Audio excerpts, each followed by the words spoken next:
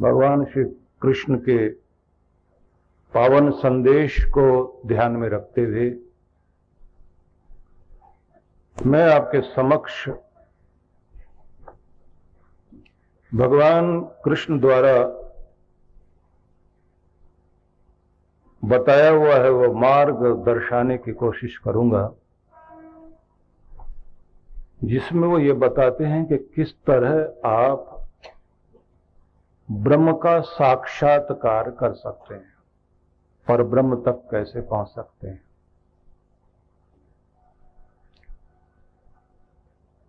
तो थोड़ा थोड़ा आप लोग इस पर ध्यान देंगे।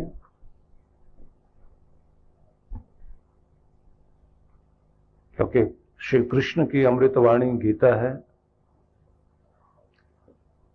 और इसमें आप ध्यान से देखिए, गीता का जो 18वां अध्याय है, उस 18वें अध्याय में 51 से लेकर 53वें श्लोक तक एक विधि दी है भगवान ने।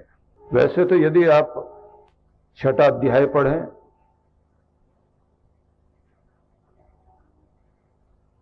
तो भगवान ने एक स्थान पर तो ये भी दर्शाया कि आपको एकांत चुनने की आदत होनी चाहिए। अपने घर में कोई एक ऐसा स्थान जरूर आप बनाएं जहां आप एकांत सेवी हो सकें, और जहां भगवान ये कहते हैं कि एकांत सेवी बने तो वहीं पर ये भी कहते हैं एकाकी यत चित्तात्मा, अकेला होकर मन को भी खाली करके बैठे और फिर स्वयं का संपर्क परम सत्ता से जोड़े। यहां यह समझने वाली बात है कि प्रत्येक मनुष्य इस दुनिया में एक चेष्टा जरूर करता है, दुख से बचने की और सुखी होने की। और हम सब अपना अपना सुख ढूंढ रहे हैं कि हम सुखी कैसे हो सकते हैं। उस सुखी होने का जो शॉर्टकट हमें लगता है, संक्षिप्त मार्ग, जिसे जैसे लगता है वैसे वो जीवन जीने की कोशिश करता है। आश्चर्यजनक बात यह भी है कि किसी को सुख धन में दिखाई देता है, किसी को राजगद्दी में दिखाई देता है, किसी को दिखाई देता है कि संगठन होना चाहिए, किसी को लगता है कोई आपके पास गुण हो, विद्या हो, कोई कौशल हो, कोई आर्ट, कोई हुनर हो, तो पैसा, पावर, प्रोस्पेरिटी, सब चीजें आपके पास अपने आप आएंगी और उससे सुख मिलेगा। तो कुछ लोग ऐसा सोचते हैं शरीर में और जीवन में ताकत होनी चाहिए, अपने आप ताकत वाला सब छीन लेता है, तो लोग ताकत बढ़ाने में लगे हुए हैं। कुछ का कहना है कि किस्मत जो देगी उसी के अनुसार मिलने वाला है, अगर किस्मत नहीं देगी तो फिर मिलेगा ही नहीं। कुछ का यह कहना है कि आज की दुनिया टेक्निक की दुनिया, तकनीकी की दुनिया है, ज्ञान विज्ञान के माध्यम से आप अपने को सुखी कर सकते हैं। पूरी दुनिया अपने आप को सुखी करने में लगी है, लेकिन सुखी है नहीं कोई। जो बीमारियां दूर करने में लगे हुए डॉक्टर, उनके सामने नई बीमारियां आ जाती हैं। जो अमीरी की तरफ दौड़ रहे हैं तो अमीरी आती है, फिर झटका लगता है, फिर गरीब हो जाते हैं। जो पद प्रतिष्ठा की तरफ दौड़ रहे हैं तो कब वो राजगद्दी पर हैं और कब नीचे उतर आए हैं, इसका भी कोई भरोसा नहीं। जो संगठन में लगे हुए हैं तो उनके ही भरोसे वाले लोग, वफादार लोग उनका साथ छोड़कर वो अपना संगठन बना लेते हैं। जो कुल खानदान और प्रेम वाला रूप बनाकर घर में चल रहे थे तो उनकी भी हालत ये होती है, कभी भी किसी का मूड बिगड़ जाता है तो काम खराब हो जाता है। तो एक बात तो समझ में आती है कि सब कुछ हमारे करने से होगा, ऐसा भी संभव नहीं है। दूसरी बात ये समझ में आती है, तोलने वाला, तराजू में देने वाला कोई और पावर है जो हमारे कर्मों का हिसाब करता हुआ हमारी झोली में सुख दुख डालता है। लेकिन फिर भी मनुष्य हार नहीं मानता, वो अपने जीवन में सुख को, शांति को, चैन को, आनंद को ढूंढने के लिए प्रयास करता है और इंसान ने सफलताएं भी पाई हैं। कुछ का कहना भौतिकवाद के माध्यम से सुखी हो सकते, कुछ का कहना आध्यात्मिक होकर ही जीवन सुखी हो सकता है। तो कुछ वैज्ञानिक वे लोग भी हुए जिन्होंने ये कहा कि आपको धर्म और विज्ञान का समन्वय करना पड़ेगा। इसमें अगर हम नाम लें तो आइंस्टाइन जो है उसने बहुत बड़ी बात कही। उसने कहा कि विज्ञान, साइंस लंगड़ा है धर्म के बिना, और धर्म अंधा है विज्ञान के बिना। दोनों को मिल जाना चाहिए, तब जाकर इस धरती का भला हो सकता है और इंसानियत सुखी हो सकती है। इसलिए धर्म और विज्ञान, भौतिक अभौतिक दोनों का समन्वय होना चाहिए। इसलिए प्राचीन और अर्वाचीन, पुराना और नया, दोनों में जो कुछ बेहतर है वो जीवन में जुड़ना चाहिए। तो उससे पहले हम ये जान लें कि हम सबकी एक ही इच्छा है कि हम सुखी होना चाहते हैं। सुखी होने के लिए उसका आधार ढूंढना चाहिए कि सुखी कौन। जो शांत है वो सुखी भी हो सकता है, जो शांत नहीं है वो सुखी नहीं हो सकता। इसलिए शांति पहले जरूरी है। मन में शांति होगी तो सुख के जो साधन है उसका आप आनंद ले सकते हैं।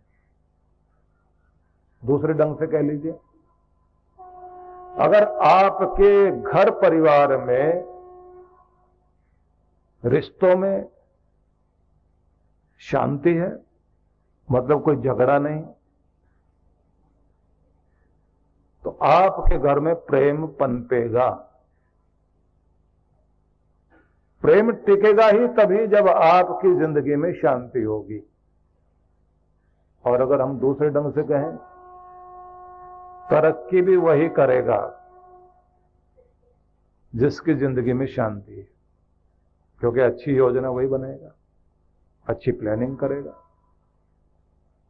तीसरे ढंग से कहिए, मुस्कुराएगा भी वही जिसके मन में शांति होगी, नहीं तो मुस्कुराहट आएगी ही नहीं। इसलिए आपकी मुस्कुराहट भी टिकी है तो शांति पर टिकी है।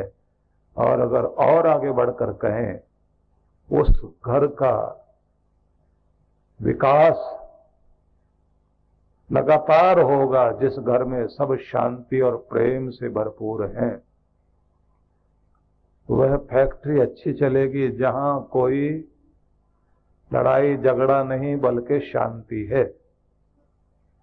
वो देश और वो प्रदेश ज्यादा प्रगति करेगा जिस देश में और जिस प्रदेश में ज्यादा शांति है, मिलजुल कर वहां लोग रहते हैं, मिलजुल करके तरक्की कर रहे हैं, तो समझ लीजिए सबसे आगे वही लोग जाएंगे। इसलिए आपकी जिंदगी में शांति सबसे पहले चाहिए।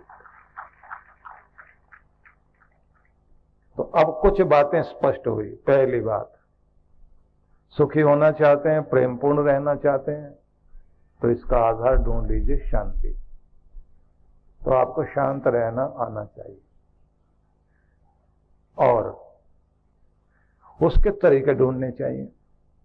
तरीकों में कुछ बातें बहुत जरूरी हैं। बोलना भी शांति दे, क्योंकि सारा झगड़ा बोलने से ही होता है। बोलना ठीक करिए। अभिमान छोड़कर खुद का भी मान बनाइए, दूसरों का भी मान कीजिए, क्योंकि जहां मैं है वहां अशांति आएगी ही। तीसरी बात, एक एक शब्द पर ध्यान देते जाना। जहां मैं है वहां पर झगड़ा होगा ही होगा, शांति नहीं रहेगी।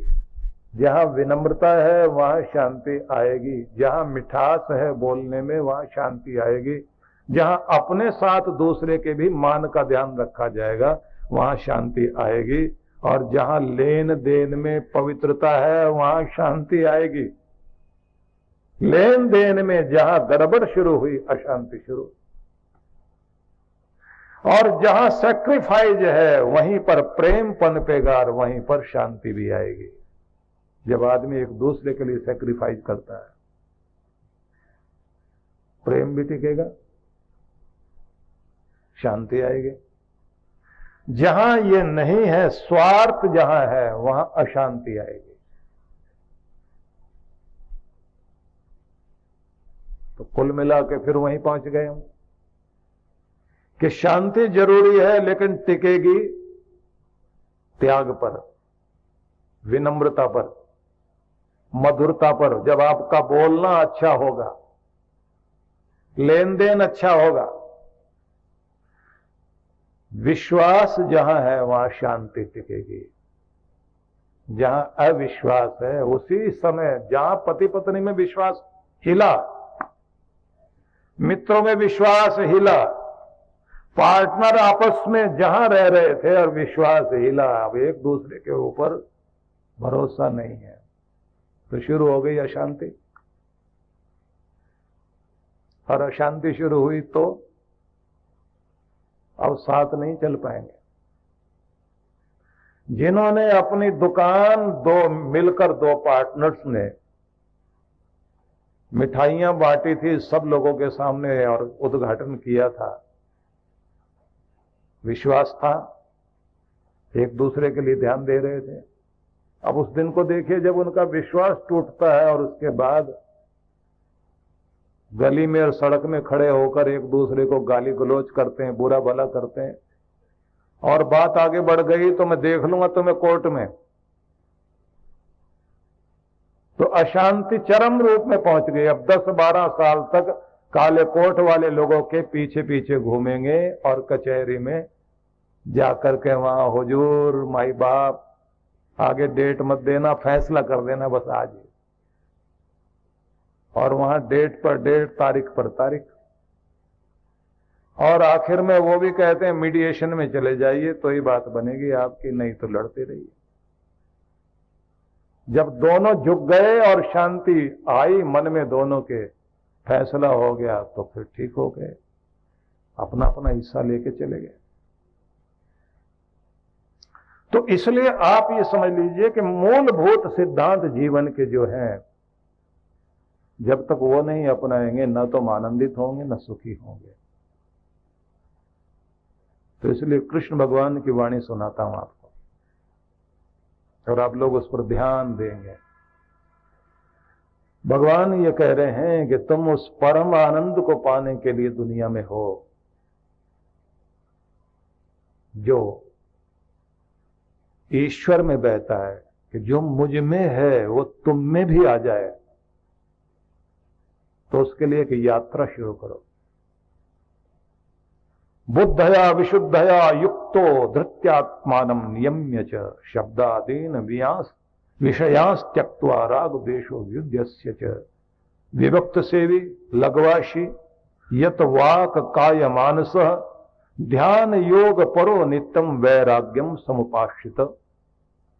और आगे फिर वही बात जो भी मैं कह रहा था, अहंकारम बलम दर्पम कामम क्रोधम परिग्रहम विमुच्य निर्मम शांतो ब्रह्म भूयाय कल्पते। अहंकार और मनमानी करने का स्वभाव, घमंड, काम क्रोध और सब तरह की चीजें जोड़ लें, ये भी मिल जाए वो भी मिल जाए, इस तरह की भावना, इन सभी सांसारिक बंधनों को छोड़कर जब कोई आसक्ति रहित होकर शांत अवस्था में पहुंचता है, तब वो मौसम घटता है आदमी के अंदर कि उसके अंदर परमात्मा उतरते हैं। परम पूज्य सद्गुरुदेव श्री सुधांशु जी महाराज एवं डॉक्टर अर्चिका दीदी जी के पावन सानिध्य में अयोध्या ध्यान साधना शिविर सरयू नदी के तट पर स्थित अयोध्या में आखिरकार 500 सालों के बाद भगवान श्री राम का आगमन होने जा रहा है। ठीक उसी से पहले महाराज श्री अपने भक्तों के लिए लाए हैं भगवान श्री राम की नगरी अयोध्या के दर्शन करने का सुनहरा मौका।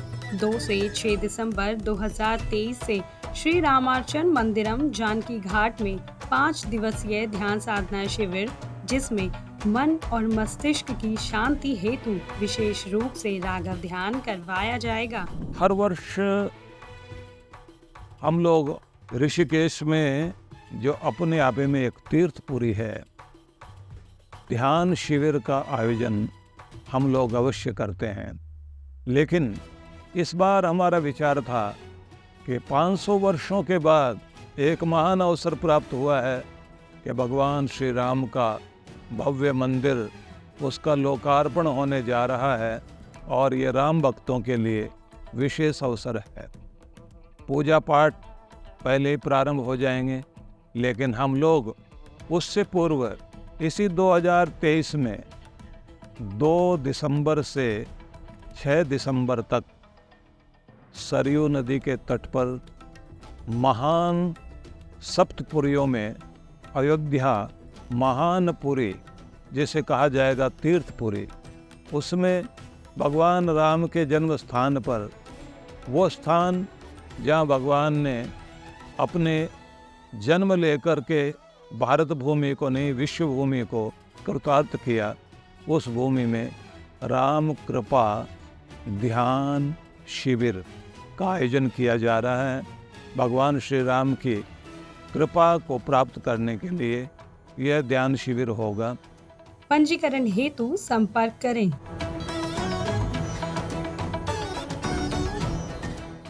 सद्गुरु श्री सुधांशु जी महाराज द्वारा मानव सेवा को समर्पित संस्था विश्व जागृति मिशन वर्ष 1991 से धर्म, समाज एवं मानवता की सेवा में संलग्न है। यह संस्था 90 मंडलों, सेवा केंद्रों के माध्यम से न केवल भारत अपितु देश के बाहर अनेक देशों में सेवा के कार्य कर रही है। संस्था की स्थापना से लेकर अब तक विगत 30 वर्षों में जहां लोगों को सन्मार्ग पर प्रेरित करने के उद्देश्य से गुरुवर ने 7000 से अधिक प्रवचन दिए हैं, वहीं देश के राज्य की राजधानियों व प्रमुख नगरों में लगभग 40 आश्रम, 25 मंदिर, सत्संग भवन व ध्यान साधना केंद्रों का निर्माण हुआ है। दिल्ली में करुणा सिंधु धर्मार्थ अस्पताल एवं फरीदाबाद के आरोग्य धाम अस्पताल में लाखों जरूरतमंद रोगियों का उपचार व ऑपरेशन किया गया है। अनाथ गरीब बच्चों के लिए सूरत में अनाथाश्रम, दिल्ली एवं कानपुर में गुरुकुल, फरीदाबाद में ज्ञानदीप विद्यालय, मुरादाबाद में सृजन प्राइमरी स्कूल, झारखंड के रुक्का खूंटी गांव में आदिवासी बच्चों के लिए 2 पब्लिक स्कूल समेत दिल्ली में उपदेशक महाविद्यालय भी बनाया गया है। इन शैक्षणिक संस्थाओं में लगभग 2500 बच्चों को शिक्षित व संस्कारित किया जाता है। दिल्ली के आनंदधाम आश्रम में जहां वृद्धाश्रम एवं वानप्रस्थ संचालित हैं, वहीं आश्रम की कामधेनु गौशाला में 125 गौओं की सेवा की जाती है। कामधेनु गौशाला की तरह ही देश के प्रमुख नगरों में 7 अन्य गौशालाएं भी संचालित हैं। साथ ही पूजा पाठ, यज्ञ अनुष्ठान से लोगों में धार्मिक भावना जागृत की जाती है। गरीब जरूरतमंद महिलाओं को सक्षम बनाने के लिए जहां कई तरह के प्रशिक्षण दिए जाते हैं, वहीं गरीब कन्याओं के विवाह में सहयोग भी किया जाता है। प्राकृतिक आपदा जैसे कि बाढ़, भूकंप, तूफान आदि में जहां मिशन द्वारा प्रधानमंत्री राहत कोष में सहयोग किया जाता है, वहीं जैसे वर्तमान में चल रही महामारी कोरोना संकट काल में जरूरतमंदों को भोजन, राशन किट, व सांसों के संकट से जूझ रहे जरूरतमंद मरीजों को देश विदेश से मंगाकर ऑक्सीजन कंसंट्रेटर बांटे गए। मानव सेवा को ईश्वर भक्ति मानते हुए सेवा परमो धर्म के भाव से विश्व जागृति मिशन के सेवा कार्य निरंतर जारी हैं। आइए मिशन के सेवा पथ पर बढ़ते कदमों में कदम से कदम मिलाकर चलें और मानवता की सेवा में दान सहयोग कर पुण्य के भागीदार बनें।